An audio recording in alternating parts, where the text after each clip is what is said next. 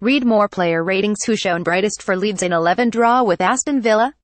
Leeds banked one at Elland Road last night, against an Aston Villa side who no longer roll over as they did in their first season in the league, but the value of it was tinged by the realisation that United allowed a better result to slip. There were comparisons with October's defeat to Derby County as Leeds blew themselves out and let Villa steam into a game which was running away from them at half-time. By the closing minutes, Christensen was more keen than Steve Bruce to hear the final whistle. Neither coach could argue with the result.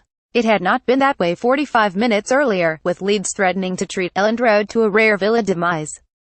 United salvaged their confidence and equilibrium by beating Middlesbrough and Barnsley last week, no longer a charity case spilling points in every direction, but a win over Villa would have been different, a result which put United back in the tent.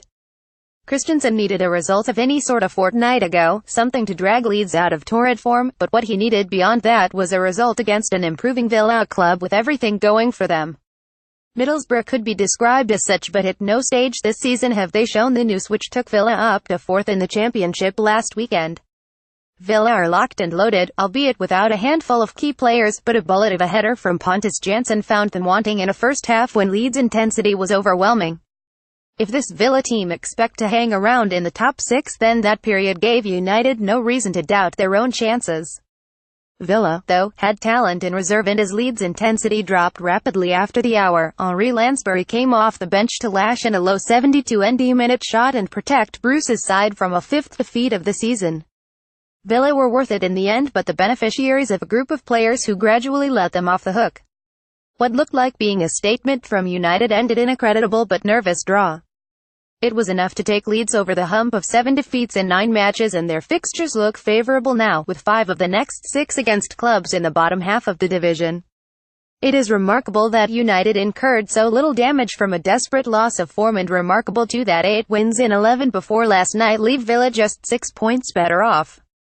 Villa have as much money as anyone in the Championship, but on the basis of a 4-1 rout at Wolves last Wednesday, Leeds know which club possesses the best team. The familiar frame of John Terry traipsed into the ground with Villa's players, but despite signs that a broken metatarsal is on the mend, he was reduced to the role of a spectator at a stadium he last played in 14 years ago. There were injuries all over Bruce's plate, ruling out Jonathan Kogia, Scott Hogan and Mile Jedinak.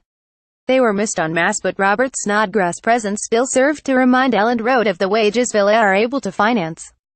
Snodgrass was a favourite of the crowd in his years at Leeds and, unlike many of those who gave up on the promise of happier times in West Yorkshire, did not lose that affinity when he left for Norwich City in 2012, but there is a modern trend of talented former players struggling to draw from United. Chris Wood and Charlie Taylor were struck by it during Burnley's League Cup defeat at Turf Moor earlier in the season, and Snodgrass, despite a couple of trademark touches, joined the list.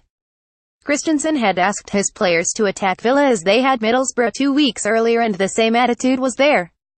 Villa were denied the opportunity to settle quickly, but their form spoke of underlying confidence, and a well-structured defence kept Leeds at arm's length for 20 minutes. Alberto Doma, Villa's 11-goal winger, was first to threaten properly when Snodgrass' cross-field ball took out Ayling and gave Doma time to advance and shoot at Wiedwald, but United's intensity made their visitors vulnerable. They were helplessly prone when Jansson scored, incapable of reacting as Cressamba gave the Swede a few inches of space to meet Pablo Hernandez's corner at the near post. Won by the persistence of Caleb Ekiben, Hernandez hung up the set-piece and Jansson was too close to miss. Villa felt the heat and failed to muster a convincing response before half-time. It was, over the course of the first half, Middlesbrough revisited. Samuel Sayes was a fraction away from giving Ekiben a free hit 10 yards out when he ghosted in behind Samba, and Villa's best chance went begging on 33 minutes. Keinan Davis got away down the right and picked out Glenn Whelan with a clever ball to the edge of Leeds' box. Where Snodgrass or Adoma might have finished, Whelan bundled a tentative shot wide. Bruce was crying out for the presence of Kogia up front, and the talented Josh Onama's outing became a mixture of heavy touches and stray passes. Ekiben kept Villa's defence moving as effectively as he had Barnsley's 6 days earlier, and Wiedwald was left to observe a long way from the coalface. The sole concern for Christensen was the sight of Hernandez clutching a hamstring in the final minutes of the half. The Spaniard attempted to run his injury off but was quickly forced to make way for Kemar Roofe.